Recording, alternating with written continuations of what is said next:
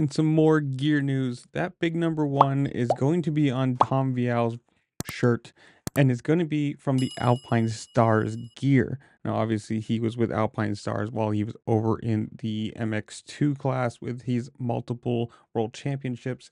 And the last couple years, he's been on, not or on, he's been with Thor. And well, now he's back.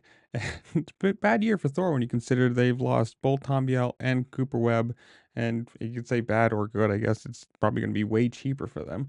But now he's back and they get to do it on his championship winning gear again. And it's apparently not confirmed yet, but he's probably going to, or it sounds like at least he's going to race the 250 East Coast again. So, good for him. I mean, a lot of gear changes this year. People, you got the one industries coming back with uh Beaumer, you've got Cooper Webb and Vialle leaving, Thor coming back or going to Alpinestars and Fly respectively. A lot of people changing, a lot of people moving around, and personally, I like Alpinestars because, well, I've had a couple crashes and their gear has been very nice to me. So I like them very much. And hey, Alpinestars, if you want to help me out, just kidding. But I don't know. This is where I'm leaving you guys. Short video, just a little information dump for you.